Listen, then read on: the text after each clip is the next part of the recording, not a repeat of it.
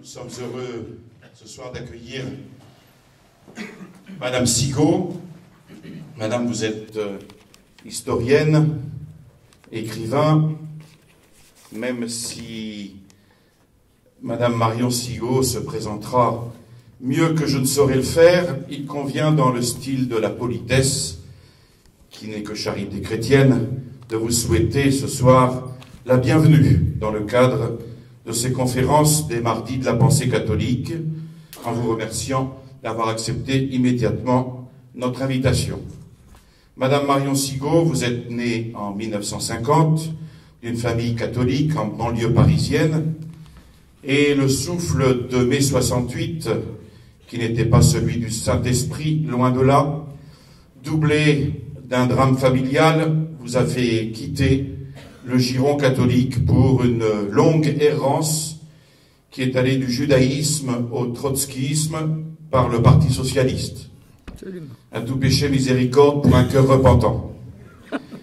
C'est en reprenant en 2001 des études d'histoire que, par souci de recherche de la vérité, vous avez remis en cause l'idéologie dans laquelle vous avez baigné depuis 1968 et que, tout à fait logiquement, et par la grâce de Dieu, vous êtes revenu à la foi de vos origines. Par le biais du mouvement Égalité et Réconciliation, vous avez depuis pu vous exprimer et trouver votre public.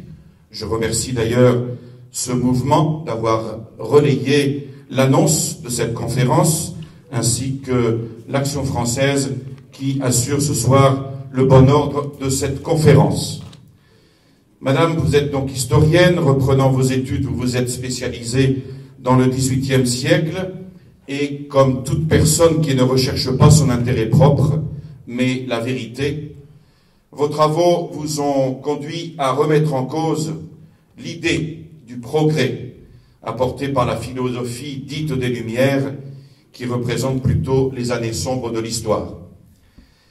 Vous montrez que ces dites Lumières ont permis l'émergence du monde bourgeois et libéral, opposé à une monarchie et à un ordre chrétien qui, bien loin d'opprimer le peuple, comme on veut aujourd'hui nous le faire croire, était le rempart des faibles contre les puissants et la consolation des plus pauvres. Alors l'histoire telle que l'éducation nationale, depuis Mallet, Isaac jusqu'à Belkacem, veut nous imposer, n'a qu'un but, la pensée unique, celle du progrès contre la tradition, celle de la raison contre l'esprit, celle de la liberté contre une supposée tyrannie, celle de la laïcité contre la royauté du Christ. Eh bien, à cette vision idéologique de l'histoire, Madame Sigaud, vous opposez une histoire remise à l'endroit dans un souci de vérité historique qui est tout à fait à votre honneur. Soyez-en remerciés et nous vous écoutons. Merci. Merci, Monsieur l'abbé, merci à vous. Merci à vous, je suis très touchée. Très touchée. J'ai rien à redire, hein. Je n'ai rien à retoucher de ce que Monsieur l'abbé vient de dire sur mon parcours. Voilà. Donc, Monsieur l'abbé m'a demandé de venir parler sur l'imposture Voltaire. J'ai intitulé cette conférence Voltaire imposteur ou Voltaire l'imposteur. Je pense que le travail que j'ai fait de démystification de cette icône diabolique de la République commence certainement à porter ses fruits, puisque on sent des frémissements un peu à droite et à gauche. Alors je me suis laissé dire récemment par quelqu'un qui m'avait l'air très bien informé, il paraît que même dans les loges on n'ose plus faire de Voltaire une idole. Alors si dans les loges ça déménage, je ne sais pas si vous imaginez, le reste suivra. Bon, je ne laisserai pas les loges faire le travail à ma place. Si elle avait voulu le faire, elle l'aurait fait depuis 200 ans. Donc je vais faire mon travail et vous raconter ce que moi j'ai découvert de l'imposteur Voltaire. Voltaire, nous dit-on, fut un ami des hommes, n'est-ce pas? Voltaire a suffisamment clamé tout ce qu'il faisait, il le faisait parce qu'il était homme et que rien de ce qui touchait les humains ne lui était étranger. Ça, c'est ce qu'il disait quand il voulait qu'on le croie. quand il voulait, enfin plutôt quand il voulait, quand il voulait mentir, quand il voulait dire la vérité, ça lui arrivait de temps en temps, c'était très rare, mais c'était de toute façon toujours en privé. Il écrivait comme en février 1757 à son ami d'Alembert, « Portez-vous bien, éclairez et méprisez le genre humain ». Voilà, n'est-ce pas, d'un ami des hommes. Au même d'Alembert, en janvier 1761, il écrit « Mon cher et aimable philosophe, je vous salue, vous et les frères. » Alors, les frères, j'ai longtemps cru que Voltaire appelait les frères en maçonnerie. Il apparaîtrait, je n'ai pas d'information contraire, que Voltaire ne fut initié à la franc-maçonnerie que 15 jours avant sa mort, à Paris en 1778. Pourtant, il a appelé tous les gens de ce qu'on appelait à l'époque la secte des philosophes, il s'appelait entre eux les frères. Alors si ce n'est pas de la franc-maçonnerie, ce que je veux bien croire, ça y ressemble beaucoup. Voilà ce qu'il disait. « Mon cher et aimable philosophe, je vous salue, vous et les frères. La patience soit avec vous. Marchez toujours en ricanant, mes frères, dans le chemin de la vérité. » C'est quoi un ricanement? C'est bienveillant, un ricanement? À d'Alembert, toujours, le 4 septembre 1767. Et ça, je suggère à ceux d'entre vous qui sont encore, qui sont dans l'éducation nationale, de suggérer le texte qui vient à l'étude des chères têtes blondes quand il s'agira d'étudier les Lumières. Écoutez bien. J'espère que bientôt, tous ces marauds de théologiens seront si ridicules qu'ils nous pourront nuire. Mon cher philosophe, rendez-nous tous ces pédants-là aussi énormément ridicules que vous le pouvez dans vos conversations avec les honnêtes gens. Car cela est impossible à Paris par la voie de la typographie. J'ouvre une parenthèse. Cela est impossible par la voie de la typographie signifie qu'à l'époque, il y avait une censure et qu'on ne pouvait pas impunément diffamer les gens. Voilà. Donc, ce que Voltaire pensait de ses contemporains, il ne pouvait pas le faire par la voie de la typographie, mais, et je reprends, « Mais un bon mot vaut bien un beau livre. Foudroyez-moi ces marauds-là, je vous en prie. Répandez sur eux le sel dont il a plu à Dieu de favoriser votre conversation. Faites qu'on les montre au doigt quand ils passeront dans la rue, et quand vous les aurez bien écorchés, bien salés, marchez-leur sur le ventre en passant, cela est fort amusant. » Voilà pour l'humanisme de Voltaire. Maintenant, je définirais Voltaire d'une façon peut-être un petit peu caricaturale, parce que c'est beaucoup d'autres choses, mais en disant ce que je vais vous dire, on est de toute façon dans le vrai, même si ce n'est pas dans le vrai total.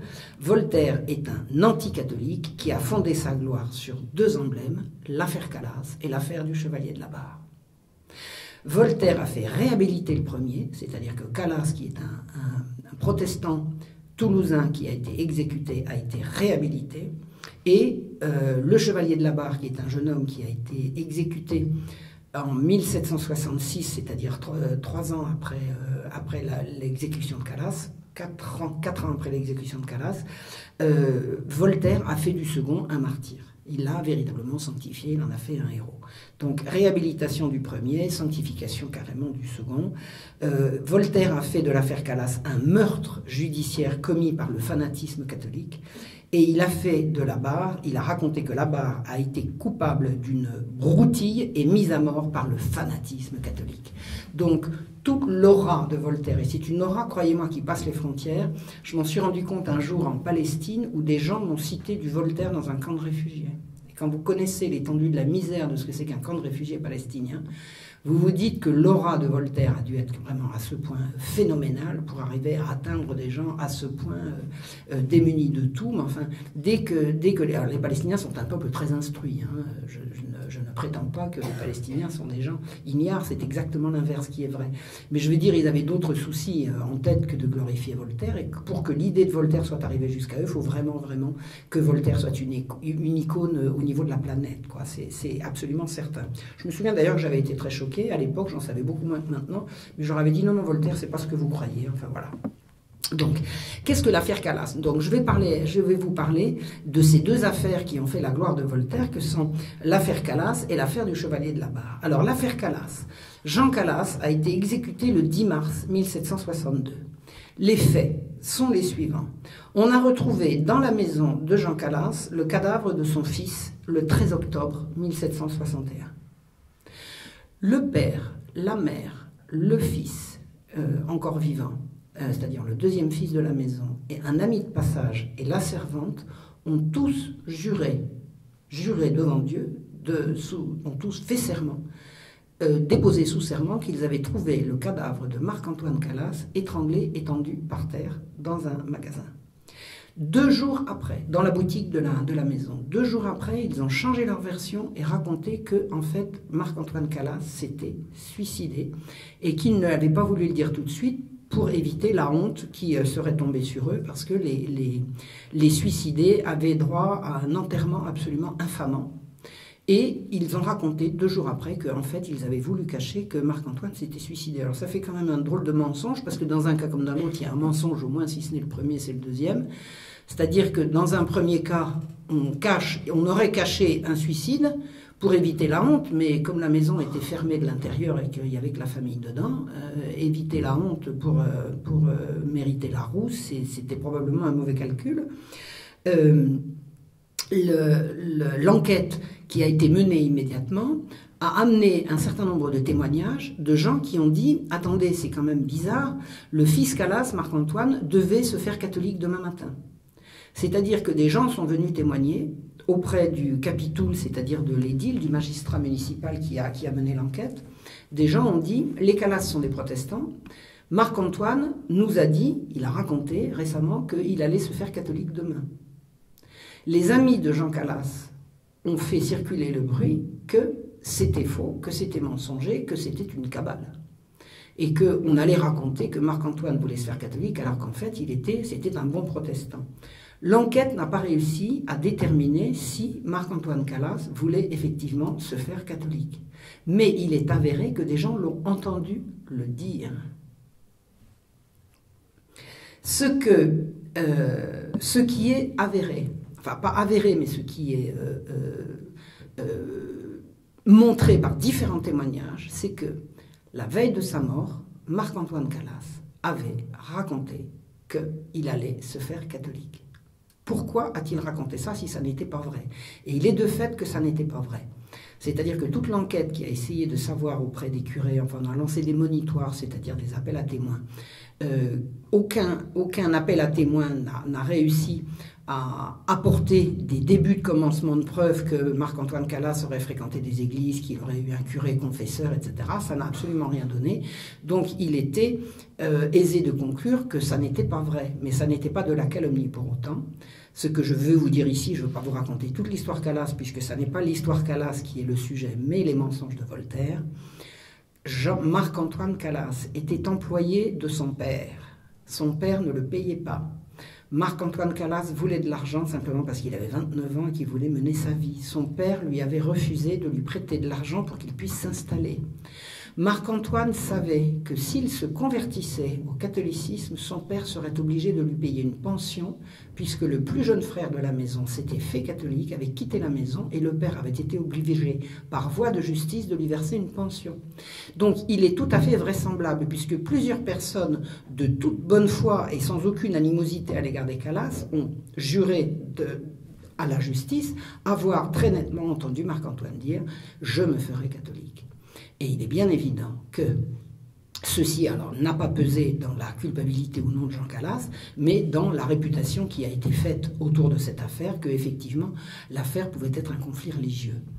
Ce que vous devez savoir, ce que Voltaire savait pertinemment, ce qui n'a jamais été dit publiquement à l'époque, c'est que Marc-Antoine Calas, le jour de sa mort, avait volé à son père une somme d'argent considérable. Jean Calas avait probablement, pour mettre son fils à l'épreuve, qui piquait dans la caisse. Marc-Antoine n'était pas payé, mais il volait son père. Il volait et il allait jouer au billard dans une académie de billard qui n'était pas très loin de sa rue. Tous les jours, Marc-Antoine, en sortant de son travail, allait jouer au billard et il jouait de l'argent. Il n'en gagnait pas, donc il le volait à son père. Le jour de sa mort, son père lui a donné de l'argent à changer, de l'or en argent ou de l'argent en or, je ne sais plus. Et Marc-Antoine est allé jouer au billard et est revenu sans la somme d'argent. Donc il a fait un vol considérable.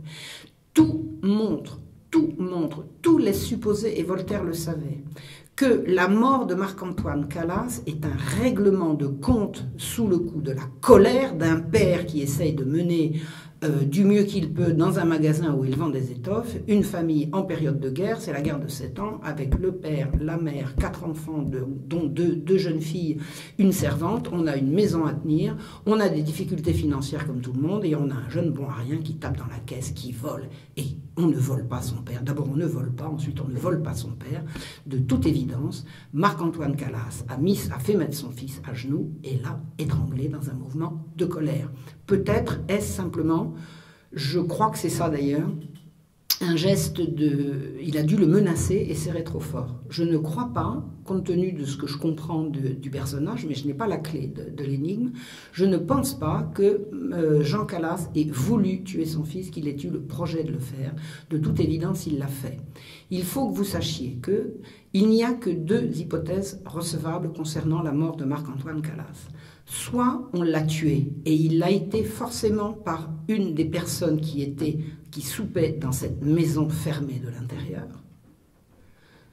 Le père étant responsable, ce sera lui qui aura pris la faute. Soit il s'est suicidé.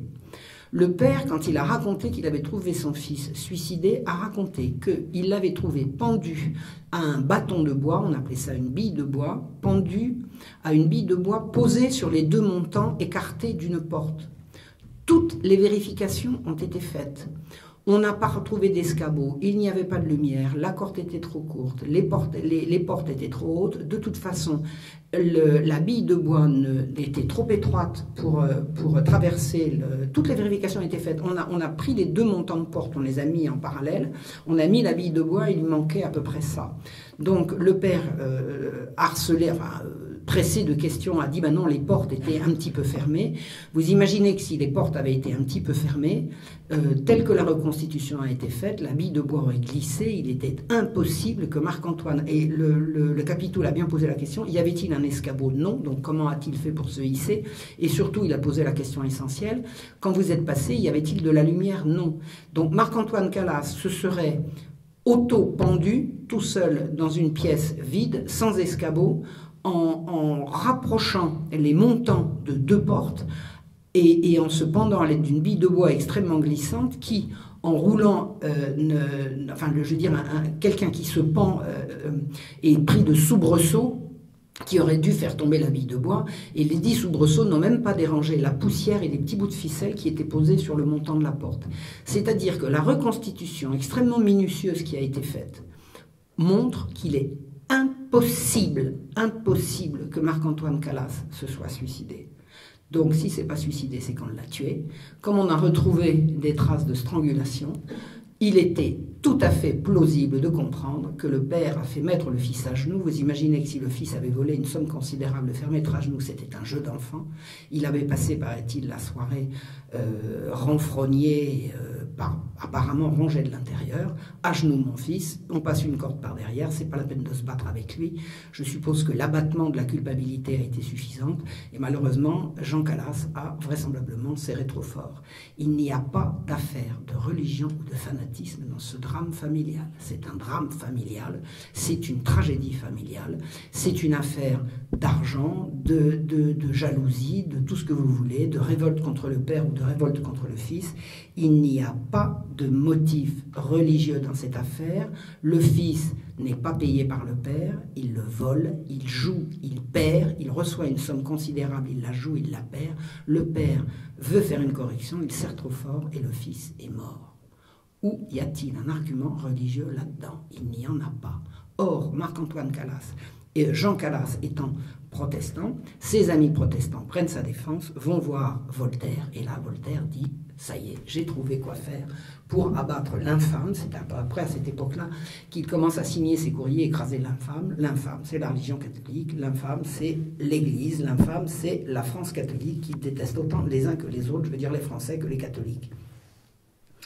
Qu'est-ce qu'a fait Voltaire véritablement pour réhabiliter Jean Calas? Alors il a été alerté 10 jours après la mort de Jean Calas. Il y a 500 km, 500 ou 600 km entre Toulouse et Ferney. Je ne sais pas exactement par où on passait à l'époque, mais je veux dire, on ne pouvait pas aller. Le plus vite qu'on pouvait aller, c'était à la vitesse d'un cheval au galop. Hein, et en plus de ça, le cheval au galop, il n'y avait pas de raison pour alerter Voltaire sur la mort de quelqu'un de partir en brûlant les étapes. Donc, il faut s'arrêter, il faut manger, il faut dormir, on prend une voiture, on en prend une autre. Je veux dire, 10 jours, c'est le temps qu'il a fallu pour que l'information arrive chez Voltaire. Et 10 jours plus tard, voilà ce que Voltaire écrit quand il vient d'être sollicité par des amis de Jean Calas, qui ont fait le voyage jusqu'à Ferney. Il écrit « Vous me demanderez peut-être mes divins anges ». Alors quand il dit « mes divins anges », ça veut dire qu'il s'adresse à ses amis d'Argental à Paris. C'est toujours « mes anges » et ils baisent le bout de leurs ailes. C'est toujours des anges. Donc chaque fois que vous voyez « mes divins anges », sachez qu'il s'agit du comte et de la comtesse d'Argental. Il dit « Pourquoi je m'intéresse si fort à ce Calas qu'on a roué? C'est que je suis homme. » Voilà. Il est homme, donc l'humanité dont nous avons parlé tout à l'heure le saisit. Et il dit « Et c'est que je vois tous les étrangers indignés. » Les étrangers indignés. Voltaire habite au bord de la Suisse, et ce qui lui importe, c'est que les Suisses sont indignés. C'est que tous vos officiers suisses protestants disent qu'ils ne se battront pas de grand cœur pour une nation qui fait rouer leurs frères sans aucune preuve. Alors, ce que dit Voltaire, c'est que les Suisses qui fournissent une garde, la garde suisse au roi de France, si on ne réhabilite pas Calas, si on continue de rouer des innocents sans aucune preuve, dit-il, ils refuseront sans doute de se battre pour la France. Alors ça sonne un petit peu comme une menace, mais ça veut dire que ce qui importe à Voltaire, c'est ce que va penser la Suisse. Il est au courant depuis 7 jours, et il raconte qu'on a roué Calas sans aucune preuve. Qu'est-ce que ça veut dire sans aucune preuve ? La preuve, à proprement parler, il aurait fallu qu'il y ait des témoins au moment de la mort. Toutes les reconstitutions ont été faites. Il est absolument évident que Marc-Antoine Calas a été tué, si ce n'est par son père, au moins par son père, ou par son frère, ou par l'ami de son frère, en tout cas par quelqu'un qui était dans la maison. Il est au courant depuis 7 jours, et il raconte qu'on a roué Calas sans aucune preuve. Comment peut-il le savoir ? Il prend fait et cause pour Calas et réclame les motifs de l'arrêt de condamnation. Il dit cette seule démarche consolerait tous les protestants de l'Europe, et apaiserait leurs clameurs. Avons-nous besoin de nous rendre Dieu? Il s'agit de faire plaisir aux protestants de l'Europe. Vous savez, l'Europe protestante, en 1763, elle est en guerre contre la France catholique. C'est pas rien une guerre.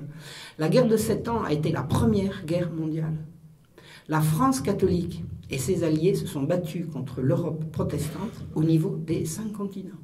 Il y a eu l'Inde, il y a eu absolument partout. À l'issue de la guerre des 7 ans, c'est d'ailleurs là qu'on a perdu Québec, on a perdu le Canada. C'est une guerre considérable. La France a été très très maltraitée dans cette guerre. Et Voltaire, alors qu'en 1763, c'est pas 63 ou c'est 62? C'est 62. C'est 62. Voilà, on est encore en 62.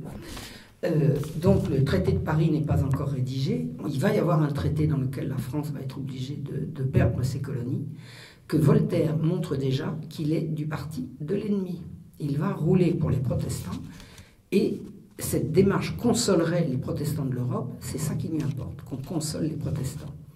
2 jours plus tard, il écrit à son ami d'Alembert à propos des Genevois: « On vient de rouer un de leurs frères, accusé d'avoir pendu son fils en haine de notre sainte religion pour laquelle ce bon père soupçonnait dans son fils un secret penchant. » Dites-vous bien quelque chose qu'il faudra noter à chaque fois. On aura dit et on dira toujours que Jean Calas a été roué pour avoir tué son fils sous prétexte que celui-ci voulait changer de religion. Alors, que cela soit dit, Jean Calas a été roué pour avoir tué son fils, point. Quelle que soit la raison. Les vérifications ont permis de voir que personne d'autre que les gens qui étaient à l'intérieur de la maison ont pu tuer Marc-Antoine Calas. Ce ne sont pas les raisons pour lesquelles on l'a tué qui ont emporté la conviction de juge, mais le fait qu'il l'ait tué. Et il est bien évident qu'on a cherché les mobiles, et que parmi les mobiles qu'on a cherchés, il y avait celui, éventuellement, de la conversion de Marc-Antoine Calas. Et Voltaire va mentir d'un bout à l'autre, et tout le mythe de la mort de Jean Calas va rouler là-dessus.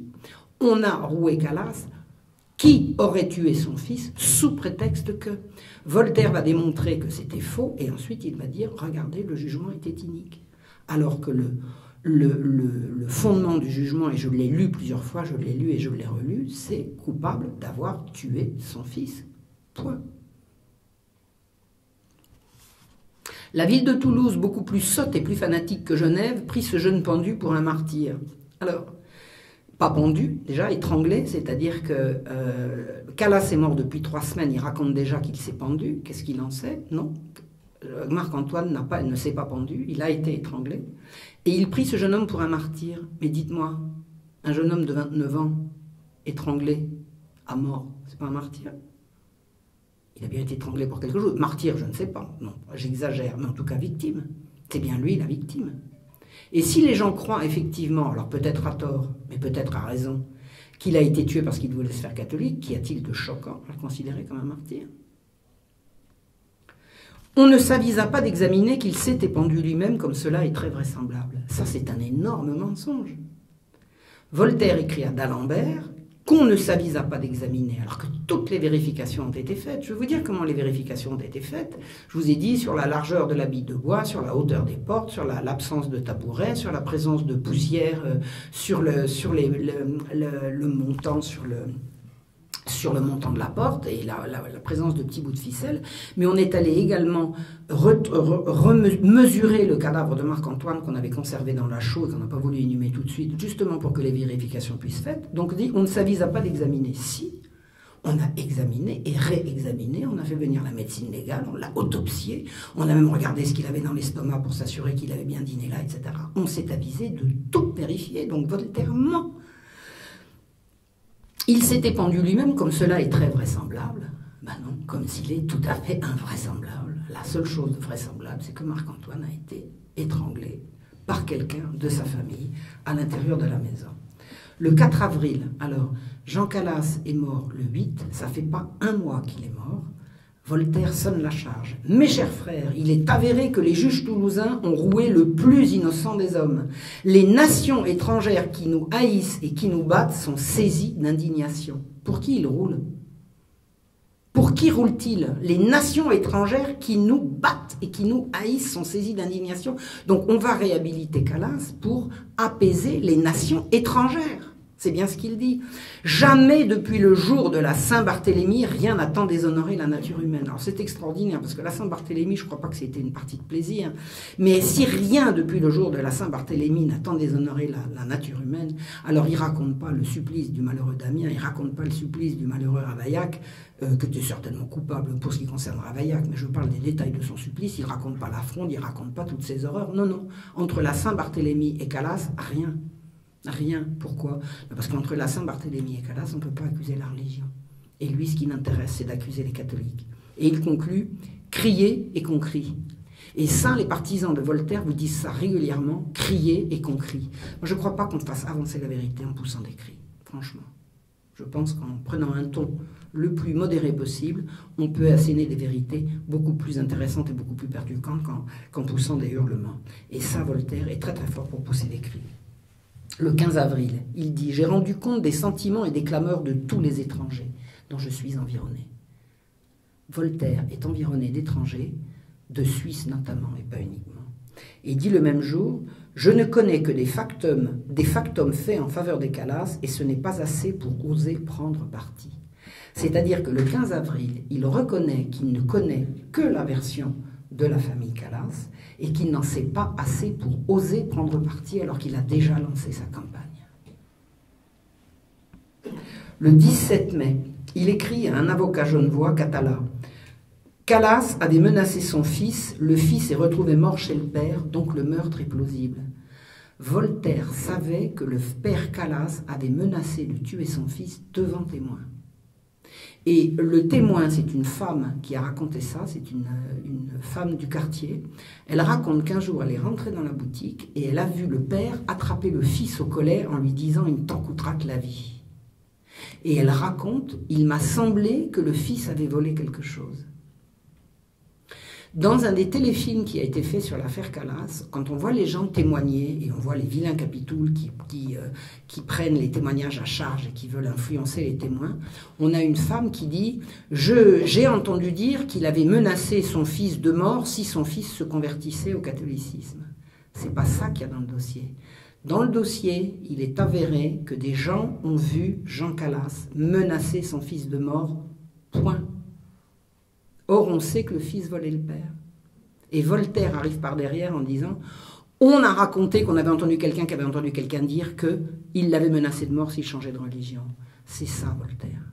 C'est prendre des petits éléments de vrai, les mélanger avec beaucoup de faux, pour faire avancer le mensonge et les contre-vérités.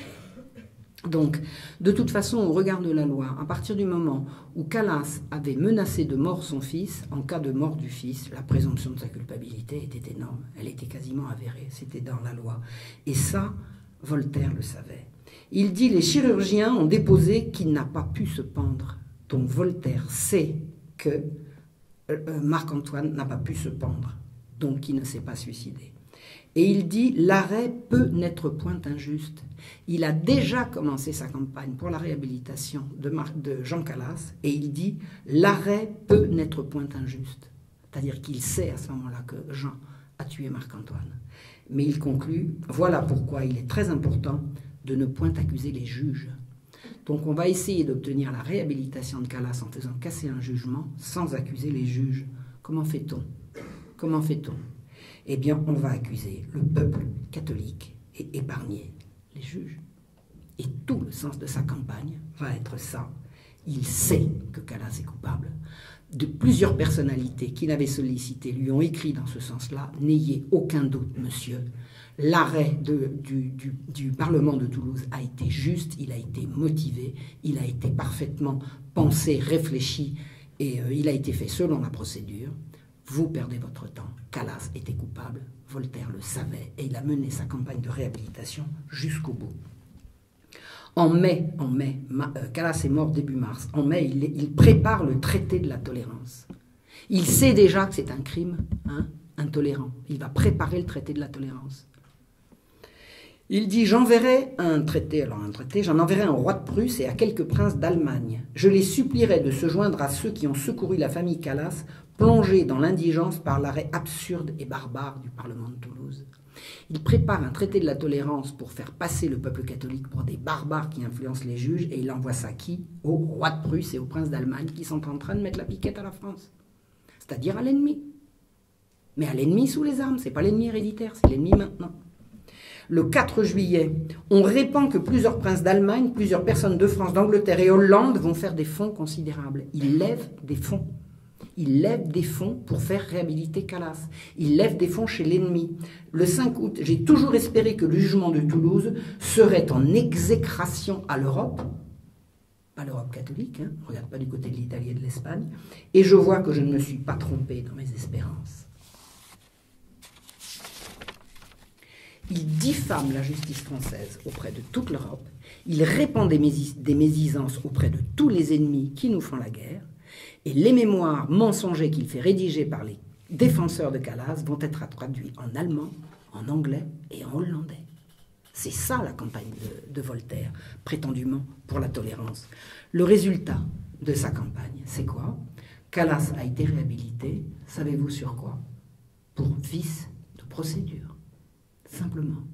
Il y a eu un moment où un acte a été signé ici alors qu'il aurait dû être signé là, une broutille de procédure qui a fait que le jugement a été cassé et le résultat politique espéré, escompté par Voltaire a été rigoureusement obtenu. On a, par une culpabilisation intense des catholiques, il a fait la promotion des protestants.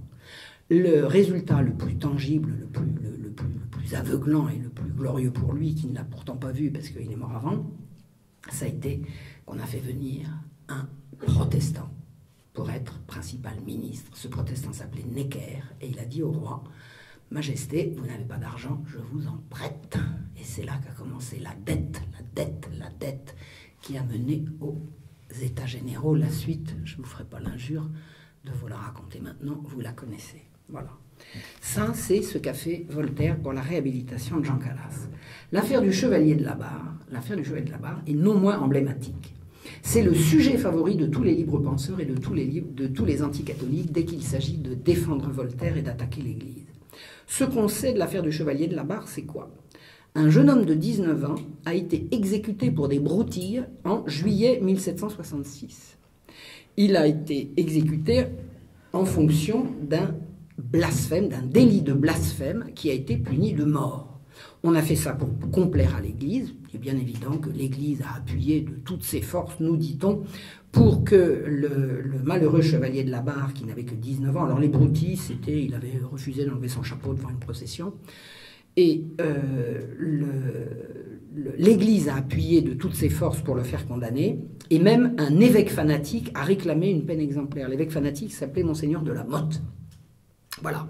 Alors, ça, c'est la version officielle, c'est la version que tout le monde vous raconte, c'est la version qu'on trouve. Alors, promenez-vous dans les sites de la libre pensée, c'est emblématique. Alors, moi, je suis allé plusieurs fois à Abbeville, et je suis allé regarder la stèle à Abbeville que les libres penseurs ont élevé à la mémoire du Chevalier de la Barre. C'est absolument délirant. C'est délirant. Ils ne veulent absolument pas connaître la vérité. Ce qui les intéresse, c'est le mythe, c'est tout ce que Voltaire colporte. Donc, le jeune homme de 19 ans, torturé pour, etc. Enfin bon, je vous raconte l'histoire. Donc, Voltaire s'est absolument déchaîné dans l'affaire du Chevalier de la Barre. Il écrit « écrez lymphe, écrasez l'infâme, écrasez l'infâme ». Ce que je peux vous dire avec certitude, parce que j'ai fouillé, refouillé, lu et relu toute sa correspondance concernant l'affaire, c'est que, vous allez voir, ce que les libres penseurs racontent pour glorifier Voltaire consiste à dire il a été le premier à s'élever pour prendre la défense de la Barre. Vous allez voir que ça n'est pas vrai. La Barre est mort le 1er juillet 1766. Le 14 juillet, c'est-à-dire 13 jours plus tard, il fait circuler une relation de l'affaire qui est extrêmement bien renseignée. Or, la Barre ayant été exécutée à Abbeville et jugée en appel à Paris, et Voltaire habitant Ferney, comment, entre le 1er juillet et le 14 juillet, peut-il avoir autant de détails précis et justes sur l'affaire? Alors, bon, pas juste, parce qu'il ment comme un arracheur de dents en racontant les détails, mais les détails, il les connaît. Donc, il est parfaitement renseigné. Dans cette relation de l'affaire, il diffame l'évêque, Monseigneur de la Motte. Il dit que c'était un fanatique qui a excité la foule et appelé au faux témoignage. Il charge l'imbécilité du peuple, il l'avait déjà fait pour l'affaire Calas, et il donne le détail du jugement d'appel qui a eu lieu à Paris. Voilà. Donc cette relation qu'il publie le 14 juillet, elle est datée du 7. Et elle est datée du 7 à Abbeville. Donc il envoie le 14 à Ferney, une relation datée du 7 à Abbeville, c'est-à-dire à 700 km de là. Il est évident que quelqu'un l'a averti de tous ces détails. Il n'a pas eu le temps d'envoyer qui que ce soit. Or, on ne trouve pas trace dans sa correspondance de qui que ce soit qui soit venu le voir en lui disant pour le Chevalier de la Barre comme on a fait pour l'affaire Calas. Donc, quelqu'un l'a averti de tous ces détails et il connaissait le dossier sur le bout du doigt. Forcément, depuis longtemps, ça ne s'est pas fait en une semaine, transport compris. Donc Voltaire était au courant de l'affaire Labarre longtemps avant la mort du Chevalier de la Barre. Et je vous garantis qu'il n'a rien fait, jusqu'après la mort du Chevalier de la Barre. Donc ça veut dire qu'il avait forcément quelqu'un sur place qui pouvait tout savoir et l'informer. Figurez-vous que Voltaire avait une nièce qui était l'amie intime de la parente du Chevalier de la Barre et qu'elle habitait à côté. Le fils de cette nièce, c'est-à-dire son petit-neveu, était magistrat à Paris. Et il était au Parlement de Paris, donc il était au courant de tout.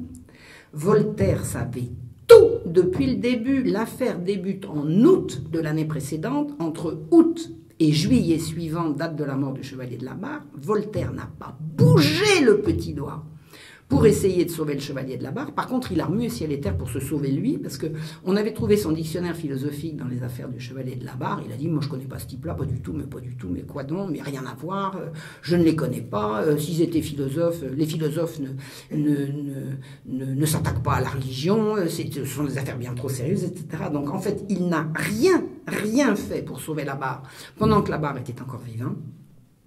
Et on a fait disparaître, alors je vais vous dire qui c'est, on a fait disparaître tout ce qui touche à cette affaire dans sa correspondance. On connaît, le plus qu'on connaît de Voltaire, c'est ce qu'on trouve dans sa correspondance. Après sa mort, un certain Condorcet, financés par un certain Beaumarchais, sont allés chercher à travers l'Europe toutes les correspondances, toutes les lettres de Voltaire qu'ils ont pu.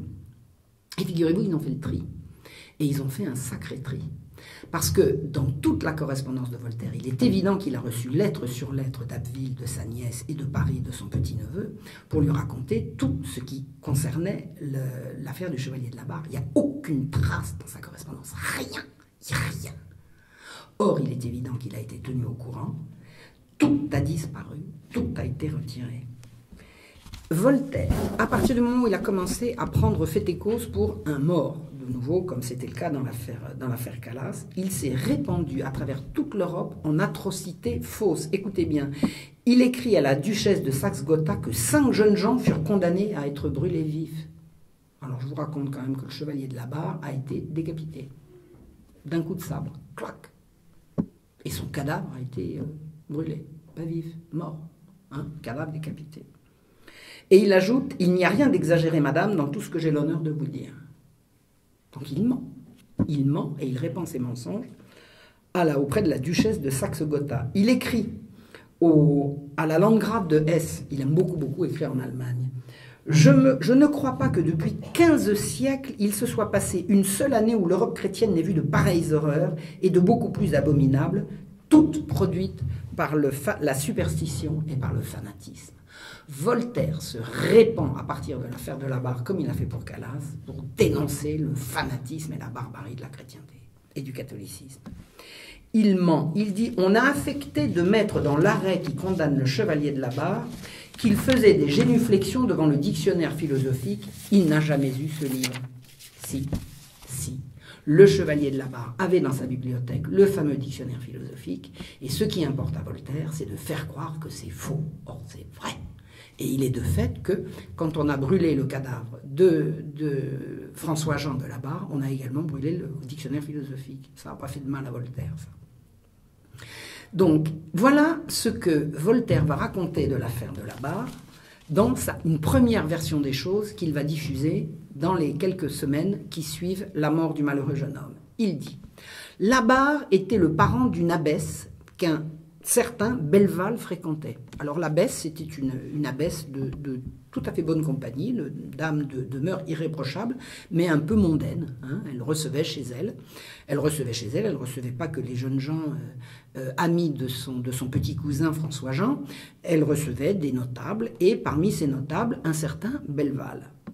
Ce Belval est jaloux. Jaloux de quoi? À partir du moment où l'aimable abbesse reçoit dans son intimité son petit cousin, Belval a l'impression qu'on se moque de lui, qu'on ricane sous cap, et puis un jour, la porte de l'abbesse lui est fermée. Et Belval est persuadé que c'est ce jeune blanc-bec de chevalier de la Barre qui a, à force de moquerie, réussi à obtenir de l'abbesse qu'elle lui ferme sa porte. Donc, ce que nous dit Voltaire, c'est que Belval, jaloux, a dénoncé la Barre qui ne s'était pas découvert devant une procession. Donc la chronologie de l'affaire, selon Voltaire, c'est Belval est jaloux, il décide de se venger de la Barre, et il apprend que la Barre ne s'est pas découvert devant une procession, donc il en prend note. Et il dit c'était un oubli momentané, c'est-à-dire que la Barre avait l'habitude de se découvrir dans une profession, il avait momentanément oublié de le faire, et le vilain Belval a transformé ça en insulte préméditée. Et il dit un crucifix a été malencontreusement endommagé. Alors c'est ça en fait l'origine de l'affaire de la Barre. Un crucifix a été massacré sur le Pont-Neuf à Abbeville. Voilà, excusez-moi, c'est l'émotion. Donc Voltaire, dans la version des choses qu'il nous présente, il ne nous dit pas il y a un crucifix endommagé et massacré, il y a d'abord des jeunes qui ne se découvrent pas devant une procession, un édile mal intentionné et jaloux qui veut faire charger le chevalier de la Barre, et malencontreusement, un crucifix est endommagé. Malencontreusement, ça veut dire par accident. Et le fameux Belval en fait accuser le jeune homme. Voilà. L'évêque d'Amiens, de la Motte, a monté l'affaire en épingle et a lancé des monitoires. Alors, monitoire, à chaque fois je reviens, mais je réexpliquerai aussi longtemps qu'il le faudra. Un monitoire est un appel à témoins fulminé en chair par un prêtre sur ordre de la justice laïque. Ça n'est pas un tribunal ecclésiastique qui donne l'ordre de fulminer un monitoire, c'est la justice laïque. Une fois qu'un curé a reçu injonction de la justice de fulminer un monitoire, et je vous expliquerai en quoi ça consiste, si le curé essaye d'y échapper, il sera saisi de son temporel. Donc il ne peut pas y couper. Il est obligé. Tout le monde déteste les monitoires. Le monitoire consiste à menacer des peines éternelles, c'est-à-dire de l'excommunication, un témoin qui ne voudrait pas témoigner. C'est-à-dire dans une affaire criminelle, dans une affaire grave, si vous avez été témoin de quelque chose et que la peur vous paralyse, craignez l'enfer, ce sera plus grave. Le monitoire est obligatoire pour l'Église, détesté par les prêtres, par les paroissiens, par l'Église en général, par tout le monde, y compris par Rome, parce que la justice laïque se sert de l'Église pour arriver à ses fins. Et l'Église n'aime pas être l'auxiliaire de la justice, n'aime pas être obligée. Personne n'aime les monitoires. Ça n'est pas Monseigneur de la Motte qui a lancé des monitoires, il n'avait pas autorité pour le faire. Ce sont les juges qui ont obligé les curés des églises d'Abbeville de lancer des monitoires. Et Voltaire le sait pertinemment, donc il ment. Et il dit, l'archevêque de la Motte a organisé une procession qui a mené à un emballement fanatique de la population. C'est-à-dire que si Monseigneur de la Motte ne s'en était pas mêlé, l'affaire n'aurait pas eu lieu. Et il compare avec l'affaire Calas. Il dit « Le monitoire d'Abbeville fit précisément le même effet que celui de Toulouse contre les Calas. Il troubla les cervelles et les consciences. Les témoins excités par Belleval, comme ceux de Toulouse l'avaient été par le capitoul David, le fameux David de Baudric qui avait fait une enquête absolument magnifique à Toulouse. Il dit « Ils rappelèrent dans leur monitoire des faits, des discours vagues, dont il n'était guère possible qu'on puisse se rappeler exactement les circonstances, ou favorables ou aggravantes. » Donc, pour Voltaire, la responsabilité de l'Église est totale. Par le monitoire, l'évêque a suscité des témoignages à charge qui ont contribué à perdre la barre. La tragédie de Calas se répète. Belleval, juge d'Abbeville, se comporte comme David de Baudric. Tout est faux dans cette version des choses. Belleval n'a jamais été chargé de l'instruction. Le juge chargé de l'instruction s'appelait Duval de Soicourt. Belleval était effectivement un jaloux teigneux qui n'était pas en charge de l'enquête. Duval de Soicourt, le magistrat chargé de l'enquête, a fait son travail aussi sérieusement que l'avait fait David de Baudric. Le travail de Duval de Soicourt n'est pas à être mis en cause. Il a fait un travail remarquable. L'affaire, alors ce que nous raconte Voltaire, que le crucifix aurait été malencontreusement endommagé et qu'il a fait suite à l'affaire de la procession, c'est faux. Le gros scandale, c'est le massacre du crucifix. Enfin, le massacre, c'est le terme est de la première personne qui l'a dénoncé. C'est une servante qui, le matin, en se rendant à la messe, a dit « Mon Dieu, on a massacré le Christ qui est sur le Pont-Neuf ». C'était un Christ en bois peint blanc, devant lesquels les gens faisaient leur dévotion chaque fois qu'ils passaient devant. Et un des petits crétins, alors c'était pas le chevalier de la Barre directement, mais c'était un de ses copains, était passé avec une épée et l'avait tailladé jusqu'à ce qu'il soit complètement massacré, abîmé. Vous savez, c'est dur d'attaquer du bois, hein, surtout avec une lame, mais il s'y était véritablement acharné. Donc c'est parce que l'affaire qui débute, c'est l'affaire de la profanation du crucifix, qui a été immédiatement suivie. C'est le même jour qu'on a découvert que un crucifix qui était dans un cimetière pas très loin était maculé d'excréments, parce que les jeunes gens, une fois qu'ils ont eu terminé de massacrer le Christ du Pont-Neuf, ils sont allés faire leurs besoins au pied d'un crucifix, et ils ont ensuite maculé le visage du Christ sur le crucifix avec le papier dont il s'était servi pour s'essuyer. C'est-à-dire que véritablement, c'était des jeunes qui voulaient absolument choquer la population. Donc, le Christ du Pont-Neuf n'avait pas été malencontreusement, pas du tout, et c'est l'affaire du Christ du Pont-Neuf et des excréments sur le Christ du cimetière qui ont lancé l'affaire, et l'affaire a été un scandale considérable, la population était en larmes. Et la procession organisée par Monseigneur de la Motte s'est faite au mois de septembre, c'est-à-dire un mois plus tard. Et un mois plus tard, pratiquement, les jeunes gens n'étaient pas encore sous les verrous, parce que quand c'était tous des fils de notables, c'était extrêmement compliqué. Les juges ne savaient pas comment faire pour s'en sortir. Mais tout le monde avait compris qui avait fait quoi. Et le nombre de profanations, vous savez, c'était les fémènes de l'époque, quoi. Ce qui les amusait, c'était de choquer. C'était de choquer, c'était de cracher sur les crucifix, c'était vraiment de choquer, de faire montre d'anticléricalisme, d'antireligiosité, d'athéisme militant pour choquer les braves gens, pour choquer la population. Et la population était absolument indignée, absolument indignée. Et l'archevêque, l'évêque Monseigneur de la Motte n'a jamais demandé qu'on pourchasse les jeunes gens. Il est allé faire une amende honorable où il a demandé le pardon et la conversion des coupables. Il a dit « Faites grâce au mon Dieu ». Il a commencé son homélie en disant « Ils se sont rendus coupables des peines éternelles dans l'autre monde et des derniers supplices dans celui-ci ». Mais faites grâce au mon Dieu, parce que la miséricorde, etc. Et tous les libres penseurs ont pris la première partie de cette homélie, en omettant volontairement la seconde, pour faire croire que Monseigneur de la Motte est celui qui a réclamé les peines les plus terribles contre les coupables. Et en fait, ce qui s'est passé, c'est que Monseigneur de la Motte, jusqu'à la dernière minute, alors qu'il avait 82 ans, il est allé jusqu'à Paris, il est allé jusqu'à Versailles, il a plongé au pied du roi pour supplier qu'on sauve la barre et qu'on lui épargne ce supplice. Et toute l'Église s'est mobilisé, puisqu'il y avait Assemblée générale du clergé à Versailles, à Paris à ce moment-là, aux Grands Augustins. Et Monseigneur de la Motte a mobilisé toute l'Assemblée générale du clergé qui sont allés en délégation voir le roi pour essayer d'obtenir la grâce du chevalier de la barre. Alors dire qu'on a exécuté le chevalier de la barre sur pression de l'Église, c'est une contre-vérité odieuse. C'est exactement l'inverse. Quand les jeunes gens ils étaient 5, quand les jeunes gens ont été pris, qu'ils ont compris que c'était grave, ils se sont enfuis. Qui est-ce qui les a mis à l'abri? Tous les couvents. C'est l'Église qui les a mis à l'abri. Alors, il ne s'agissait pas de les faire échapper à la justice, mais à la vindicte. Donc, l'Église les a protégés. Et ensuite, la justice a suivi son cours. Bon, les juges ont décidé alors, il y a tous ceux qui sont partis, et puis le chevalier de la barre, c'est le seul qui n'a pas réussi à s'échapper.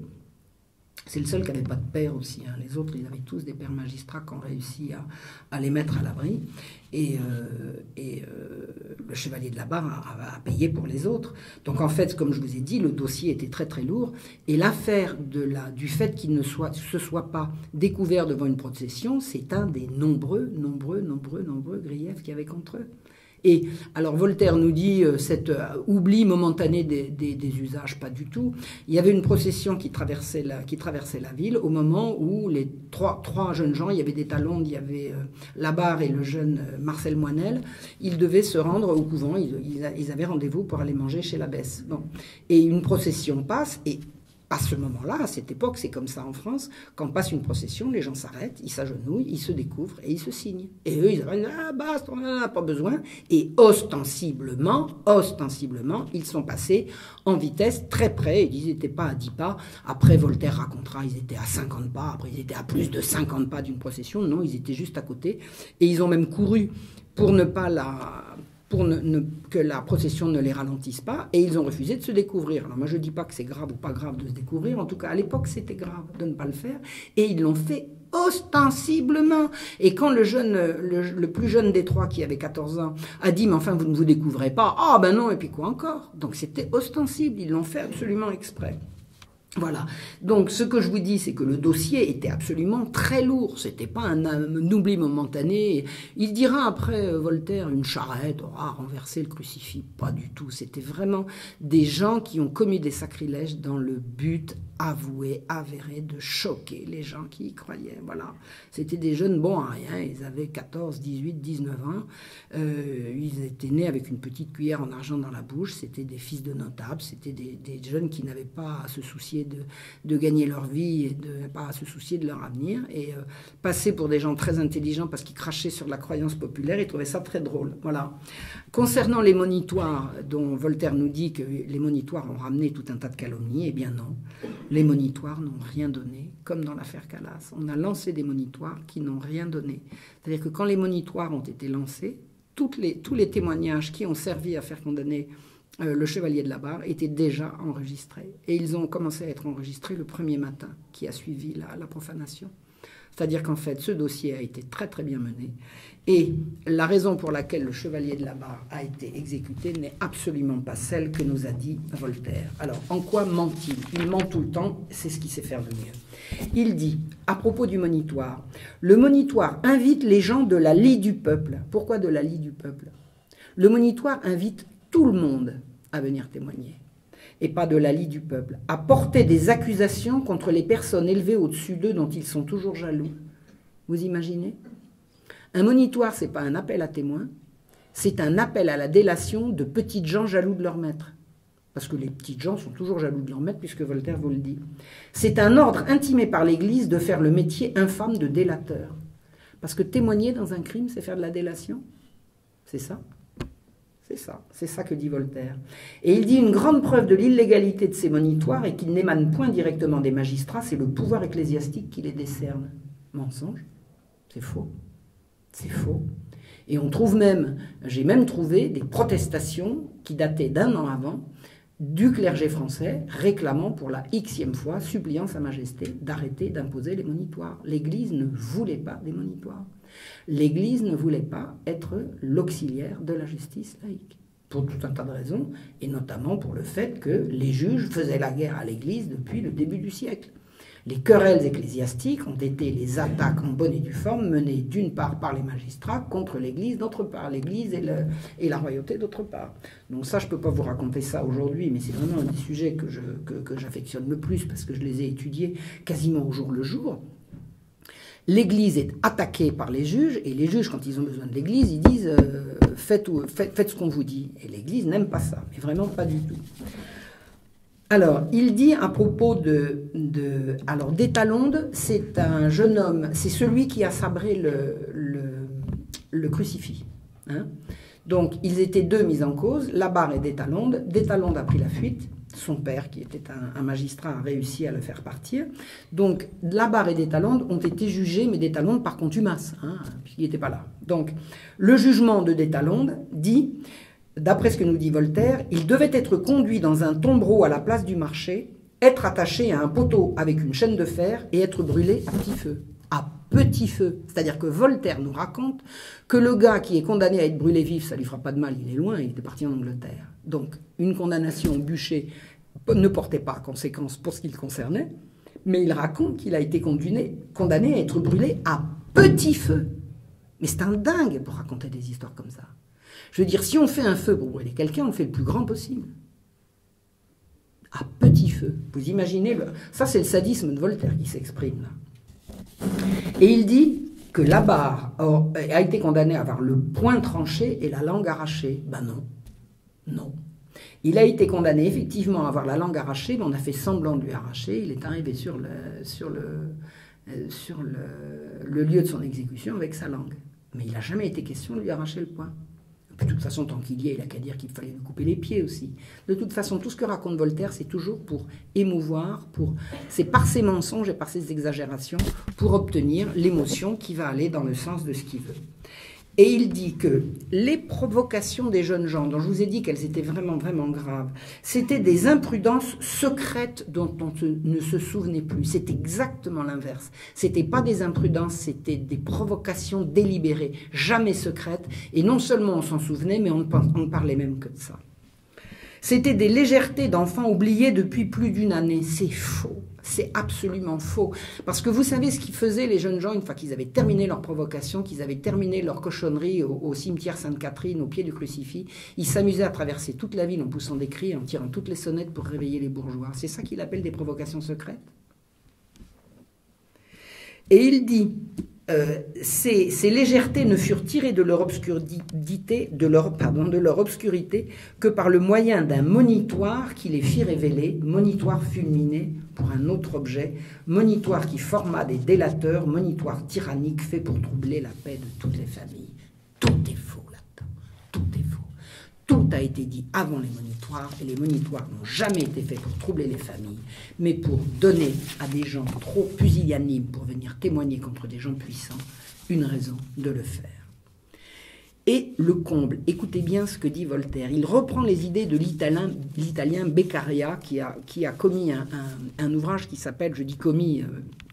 parce que je l'ai lu au début, je trouvais ça génial, et puis en regardant entre les lignes, j'ai trouvé que c'était absolument odieux. Un certain Beccaria a publié un livre qui s'appelait « Traité des délits et des peines ». Et ce traité a été traduit en français, de l'italien en français, et Voltaire en a fait la promotion. Et Voltaire dit, c'est absolument extraordinaire, il faut véritablement adapter la peine au délit, c'est-à-dire que rendre la peine proportionnelle au délit. Et Voltaire réclame la proportionnalité des délits et des peines, et il dit, pourquoi punit-on un délit d'opinion? Parce que ne pas se découvrir ou chanter des chansons obscènes, c'est un délit d'opinion. Pourquoi punit-on un délit d'opinion du même supplice dont on punit les parricides et les empoisonneurs? Là, vraiment, Voltaire, c'est un véritable salaud pour dire ça. Parce que les parricides et les empoisonneurs, et les parricides, un attentat contre le roi est un parricide. Un garçon comme Damien a été supplicié pendant 2h15 avec tous les raffinements de sadisme possibles. Il a été, alors lui pour le coup, il a été brûlé à petit feu, tenaillé, démembré, écartelé. Ça a été une épouvante, ça a été absolument abominable. Et Voltaire prétend que ce qu'on a fait subir au chevalier de la Barre, c'est le même supplice dont on punit les parricides. C'est dégueulasse de dire des choses comme ça. Parce que, à la fois, il exagère le supplice qu'on a fait subir à la Barre, qui a été décapité d'un coup de sabre net. Il n'a pas vu les retourner, vous savez, il est mort instantanément. Et on ne lui a pas arraché la langue. Voilà. Et donc, il exagère le supplice qu'on lui a infligé et il minimise ce qu'on a fait subir à Damien. Parce que Damien, quand le roi a su le supplice qu'on lui préparait, a supplié qu'on l'étrangle avant, et les juges ont refusé. Pour que Damien soit appliqué à la torture la plus abominable que le sadisme de ces pervers ait pu imaginer. Plus tard, en 1769, Voltaire va écrire « Lorsque le chevalier de la Barre, petit-fils d'un lieutenant général des armées, jeune homme de beaucoup d'esprit et d'une grande espérance. » Alors ça, il dit ça en 69, mais en 62, il savait que le chevalier de la Barre était un bon à rien qui savait à peine lire et écrire. Et il le savait, il avait des détails. Puisque l'abbesse, quand elle avait vu arriver les deux frères, a dit qu'il faudrait au moins qu'elle leur apprenne au moins le minimum, un petit peu d'orthographe et de français quand même, parce qu'ils étaient nuls. Donc beaucoup d'esprit et d'une grande espérance, ça veut dire que de toute façon, pour arriver à ses fins, tous les mensonges sont bons. Il dit « Mais ayant toutes les tourderies d'une jeunesse effrénée, fut convaincu d'avoir chanté des chansons impies et même d'être passé devant une procession de capucins sans avoir ôté son chapeau. » Alors que je vous ai dit... Alors il y avait d'autres choses très graves dans la liste de tout ce qu'on reprochait aux jeunes gens, nonobstant ce que je vous ai déjà dit. Alors il y avait un soupçon de satanisme, parce que ils avaient fait venir des hosties consacrées. Ils avaient fait des séances de masturbation, et dessus, ils s'amusaient à se les passer dans la culotte, et à un moment donné, il avait été question de trucs qui pouvaient ressembler à du satanisme. C'est-à-dire que le dossier était très, très lourd. Très, très lourd. Et il dit donc que ce jeune gens de grande espérance, les juges d'Abbeville ordonnèrent non seulement qu'on lui arrachât la langue, qu'on lui coupât la main et qu'on brûlât son corps à petit feu. Et il revient sur le petit feu. Il nie le feu brûlant, dévorant, pénétrant dont on a martyrisé le malheureux Damien, et il prétend qu'on a voulu appliquer ça à la Barre. C'est absolument faux. Et il dit ils l'appliquèrent encore à la torture pour savoir précisément combien de chansons il avait chanté et combien de processions il avait vu passer le chapeau sur la tête. C'est complètement faux. Effectivement, on a soumis le chevalier de la Barre à la question, c'est-à-dire à la torture. Alors je vous explique comment la torture était appliquée dans l'Ancien Régime. C'est un système que je ne défends pas la torture, mais je vais vous expliquer l'esprit dans lequel la torture était appliquée. C'est une réminiscence de l'ancienne ordalie, vous savez, l'ancien jugement de Dieu. La torture était toujours dans un jugement de condamnation. C'est-à-dire qu'on ne pouvait être torturé qu'à partir du moment où on était sûr que vous étiez coupable. Et la torture avait deux buts, soit obtenir vos aveux si on savait que vous étiez coupable, on ne voulait pas vous envoyer ad patres sans que vous ayez fait des aveux grâce auxquels vous pourriez gagner le paradis. Donc la justice de l'époque ne voulait pas condamner un homme dont on était sûr de la culpabilité. C'était pas la culpabilité qui était en cause, c'était l'aveu de la culpabilité. C'est pas du tout la même chose. Ou pour obtenir le nom des complices. Et on n'a pas torturé le chevalier de la Barre. Alors, il a été dit, le chevalier de la Barre devait recevoir 9 coins, il en a reçu 3 parce que les juges qui étaient là pour faire appliquer la sentence étaient complètement consternés. Ils ne voulaient pas personne ne voulait de cette exécution. Donc, le chevalier de la Barre, au demeurant, comme Jean Calas. Jean Calas a été soumis à la question de la façon la plus légère qu'on a pu. Hein. Et la même chose pour le chevalier de la Barre, il y a des témoins qui ont raconté ça. Et alors, il n'a jamais été question de le torturer pour savoir combien de chansons obscènes il avait chantées. C'est bien évidemment pas ça dont il s'agissait. Et combien de processions il avait vu passer le chapeau sur la tête? Non, on lui a demandé de dénoncer les complices. Et il ne l'a pas fait. En 1775, il en remet une louche, il réécrit un nouveau texte sur le chevalier de la Barre. Et là, le mauvais magistrat s'appelle plus Belleval. Il a laissé tomber le dossier Belleval et il s'appelle Duval de Soicourt.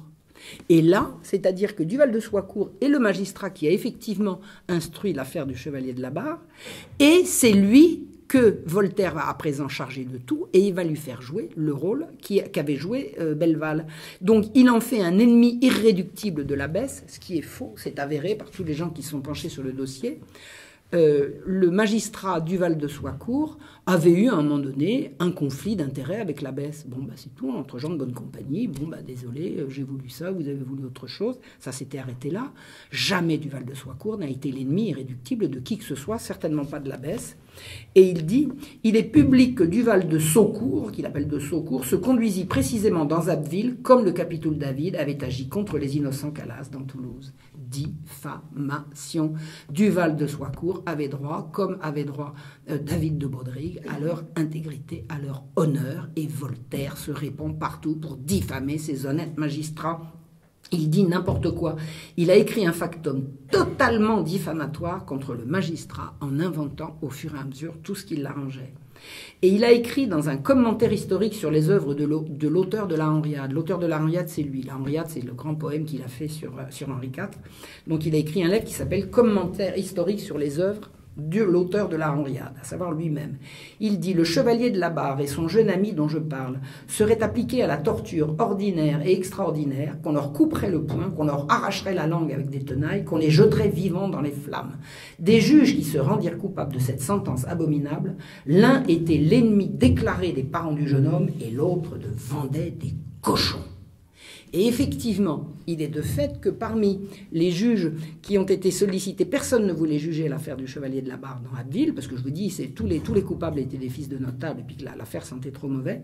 Donc, à force de chercher, on avait trouvé quelqu'un qui aurait pu siéger et qui, à un moment donné de sa vie, avait été marchand de bestiaux, dont de cochons. Alors, c'était un marchand de cochons. Évidemment, s'il avait vendu des nègres, ça, il aurait pu se présenter, parce que vendre des nègres, c'est quand même un peu plus honorable que de vendre des cochons. Et voilà ce que Voltaire raconte. Le chevalier de la Barre a été condamné par un marchand de cochons. Quelle horreur! Que ne vendait-il des esclaves? En 1777, il a écrit un nouvel ouvrage qui s'appelle « Le prix de la justice et de l'humanité », dans lequel il dit que les jeunes gens condamnés à la torture ordinaire et extraordinaire, à l'amputation du poing, à l'amputation de la langue, ont arraché avec des tenailles, devaient être enfin brûlés vifs. C'est-à-dire que d'un bout à l'autre, Voltaire a menti dans l'affaire du chevalier de la Barre. La vérité concernant l'affaire de la Barre, c'est quoi? Bon, la Barre était un profanateur, parce que c'était un jeune gens, un petit blanc-bec, un petit talon rouge de province, de ces petits jeunes gens qui se croient tout permis parce que leur papa est bien en vue. Leur père, d'ailleurs, était des gens tout à fait honorables, notamment le père du fameux Détalonde, celui qui a massacré le crucifix, était un magistrat tout à fait honorable, qui a exfiltré son fils vers l'Angleterre, mais qui l'a banni de sa vie parce que le père du jeune Détalonde était un magistrat très pieux et que la profanation lui a arraché le cœur et il a sauvé la vie de son fils et il l'a sorti de sa vie définitivement. Voilà. Donc les camarades de la Barre étaient des jeunes bons à rien qui s'amusaient à choquer les braves gens par des obscénités et des provocations, tout simplement. La population a été indignée, immédiatement indignée, la plainte a été immédiate. Le défilé de témoins a été ravageur pour les jeunes gens, et c'était très grave. C'était une affaire très grave. Belleval, qui n'était pas chargé de l'enquête, a été effectivement odieux. Il a chargé la mule, c'est-à-dire qu'il a poussé des gens à aller témoigner. Il a ressorti d'anciens trucs. Effectivement, il a joué un très très vilain rôle, mais c'est pas lui qui a jugé. C'est pas lui qui a jugé. C'est Duval de Soicourt. Et ensuite, l'affaire est allée en appel à Paris. Donc, l'Église a tout fait pour sauver la Barre et les jeunes gens. D'ailleurs, ils ont réussi à exfiltrer ce qu'ils pouvaient. Et en fait, le fond de l'histoire, c'est quoi? L'affaire sentait mauvais, parce que, je vous ai dit, c'était des fils de notables qui étaient impliqués. Et en 1766, le Parlement n'a pas terminé sa guerre contre l'Église. Le Parlement de Paris, qui est la cour d'appel d'un bon tiers de tous les jugements rendus dans le royaume, hein, dès qu'un jugement est rendu dans une juridiction subalterne, si le jugement rendu est un jugement de mort, l'appel est obligatoire. Donc le Parlement de Paris va être obligatoirement sollicité pour un nouveau jugement en appel. Donc l'affaire du chevalier de la Barre a été condamné par des juges qui ne voulaient pas le condamner et qui ne savaient pas comment faire. Le juge du Val-de-Soicourt était en relation permanente avec le procureur à Paris. Et il comprenait que, à la fois, il ne pouvait pas laisser tomber, tout le monde voulait laisser tomber, mais il n'y avait pas moyen parce que la population était beaucoup trop choquée. Et ce qu'on a laissé entendre du Val-de-Soicourt, c'est qu'il n'avait qu'à faire une condamnation de principe. Comme de toute façon l'appel allait mener au Parlement à Paris, les jeunes gens seraient libérés en appel. Et il y avait des raisons de croire qu'ils le seraient, puisque le chevalier de la Barre était parent assez proche du premier président, je crois, du premier président du Parlement. Donc, condamné à vie, ne vous inquiétez pas, il y aura une procédure d'appel, et en appel, on libérera les jeunes hommes. Or, ce qui s'est passé, quand le jugement est arrivé en appel, le Parlement, comme un seul homme, a décidé de juger contre le droit, contre la loi, de punir de mort des blasphémateurs, alors que la loi ne les autorisait pas à le faire. Louis XIV avait voulu, dans son ordonnance de 1670, que le blasphème soit puni de mort à la 7e récidive. 7e récidive. Donc la mort n'aurait jamais dû s'appliquer. Et les juges le savaient, mais ils ont voulu condamner et faire exécuter le chevalier de la Barre pour montrer qu'en matière de religion, c'était eux qui décidaient. Toutes les querelles ecclésiastiques qui ont secoué le siècle consistent pour les juges laïcs à dire « nous sommes compétents pour parler de sacrilège et de sacrement. Et l'Église est à notre botte. » Toutes les querelles ecclésiastiques ont consisté pour l'Église à résister à ces injonctions et à cette ingérence de l'Église dans les affaires, cette ingérence de la justice laïque dans les affaires ecclésiastiques. Et la mort du chevalier de la Barre, je peux dire vraiment, et je ne me gêne pas, je le pense profondément, est un crime anticlérical. Ce n'est pas l'Église qui a fait condamner le chevalier de la Barre, ce sont les ennemis de l'Église. Et plus le malheureux Monseigneur de la Motte suppliait qu'on épargne le jeune homme, plus les juges voulaient sa mort. Au moment, il y a eu une période dans les années 1752, c'est-à-dire une bonne quinzaine d'années avant, les juges avaient essayé de mettre en prison Monseigneur de la Motte qui résistait à leurs injonctions. Monseigneur de la Motte avait dit en chair, les magistrats honorables au tribunal concernant les affaires civiles n'a rien à voir dans les affaires ecclésiastiques. Mêlez-vous de vos affaires, ne vous mêlez pas de nos affaires de sacrement. Et le Parlement avait voulu arrêter Monseigneur de la Motte. Le roi l'avait sauvé in extremis. Il a été d'ailleurs la même chose avec Monseigneur de Beaumont, qui était l'archevêque de Paris. Donc les juges, c'était encore les mêmes à l'époque du chevalier de la Barre, ont vraisemblablement sacrifié un jeune homme de 19 ans pour embêter l'archevêque. Que la postérité rendra responsable de la mort du chevalier de la Barre, alors que jusqu'à la dernière extrémité, il a essayé de le sauver. La foule qui était venue accompagner le jeune chevalier sur le lieu de son supplice ne voulait pas croire que le supplice allait être appliqué. Personne ne voulait croire qu'on allait décapiter ce jeune homme, alors que tout le monde voulait le pardon. À la fois, les gens voulaient une sanction, mais pas celle-là. Personne dans l'opinion ne voulait la mort des jeunes gens. Ce sont les juges anticléricaux parisiens qui ont voulu cette mort. Ils ont manipulé les juges d'Abbeville pour obtenir un premier jugement et ensuite ils l'ont confirmé en appel. Donc le chevalier de la Barre n'a jamais été la victime du fanatisme catholique, mais du fanatisme des anticléricaux qui siégeaient au Parlement de Paris. Et on a les noms. Il y en a un notamment qui s'appelait Pasquier. Pasquier, le même qui a fait dépecer vivant Damien, était le même. Et le même qui avait dans les affaires des enlèvements d'enfants, enfin bon, c'était vraiment une coterie, c'était des jansénistes. C'était des jansénistes, c'était une coterie janséniste. Le jansénisme était considéré par l'Église qui avait produit une bulle à cet égard. Le jansénisme était considéré hérétique. Hérétique, c'est grave l'hérésie. Eh bien, les jansénistes ne voulaient pas enregistrer la bulle qui rendait le jansénisme hérétique. Ils disaient, c'est pas, nous ne voulons pas enregistrer, et c'était des juges jansénistes, et ils ont tenu comme ça la dragée haute à l'Église jusqu'à la Révolution. Et à la Révolution, on les a retrouvés, enfin bon, ça c'est la suite de l'histoire. Ils sont tous passés francs-maçons. Voilà. Donc, il faudra une conférence entière pour démontrer toutes les contre-vérités que Voltaire a proférées dans ces factums. Je veux dire, c'est une honte. C'est une honte. Et l'affaire du Chevalier de la Barre est en fait le dernier acte de la guerre des jansénistes contre les jésuites. Pourquoi est-ce le dernier acte? Parce que 1766, il n'y a plus de jésuites en France. Les jansénistes ont gagné, les jésuites ont été interdits. Et ils se sont appliqués à obtenir ça depuis le début du siècle. Donc c'est leur dernier acte. Après, je veux dire, ils passeront à autre chose. Voilà.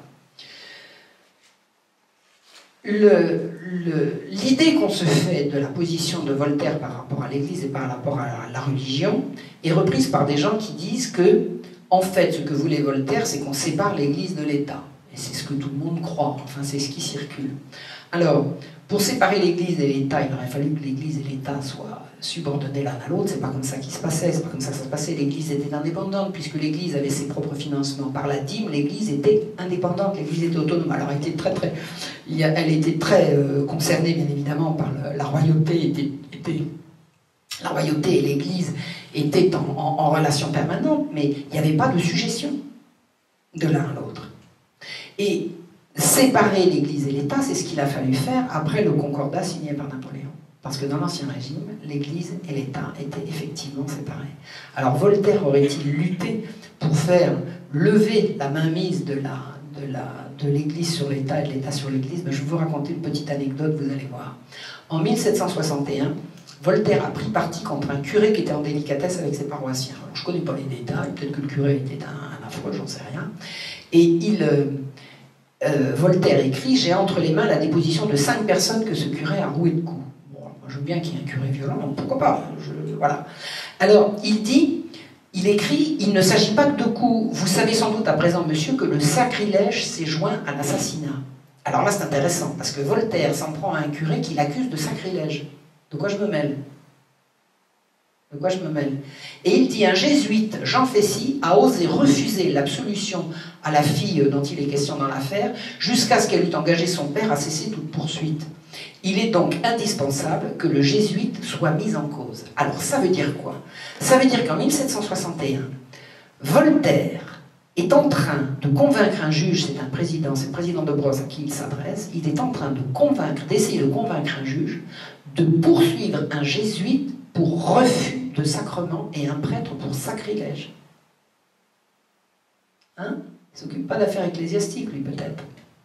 Dans la querelle des refus de sacrement, Voltaire prend la défense des juges laïcs contre les autorités ecclésiastiques pour une affaire de refus de sacrement. C'est ça la séparation de l'Église et de l'État. C'est ça la laïcité. Ça, c'est la tentative de domination sur l'Église. Et cette tentative a été victorieuse. Parce que la constitution civile du clergé, c'est ça qui en a été la conséquence directe. La constitution civile du clergé, c'est la soumission de l'Église à l'État bourgeois, révolutionnaire. Le président de Brosse, à qui s'adressait Voltaire, a répondu « Vous voudriez que de Grosse fît assigner le père jésuite sur le refus d'absolution fait à sa fille. » C'est ça. Il refuse de donner l'absolution, et Voltaire dit « Donc il faut le poursuivre en justice. » La matière est fort délicate. Je serais bien en peine de dire quelle peine les lois humaines peuvent infliger à un prêtre qui ne veut pas trouver sa pénitente en état d'être absoute. C'est-à-dire que le juge, là en l'occurrence, répond selon le bon sens. Comment voulez-vous poursuivre un prêtre qui estime qu'il ne peut pas donner l'absolution à sa pénitence? C'est exactement ça que demande Voltaire. Le magistrat défend la non-ingérence du laïc dans le spirituel, Et Voltaire est d'une position contraire. Voltaire défend ou attaque la religion quand ça l'arrange, selon ses intérêts du moment. C'est un imposteur et un escroc, de bout en bout. Il paraît qu'il est un modèle, je ne sais pas un modèle de qui et un modèle pourquoi. En tout cas, c'est pas le mien. Voilà, si vous voulez que je réponde à vos questions, ce sera volontiers.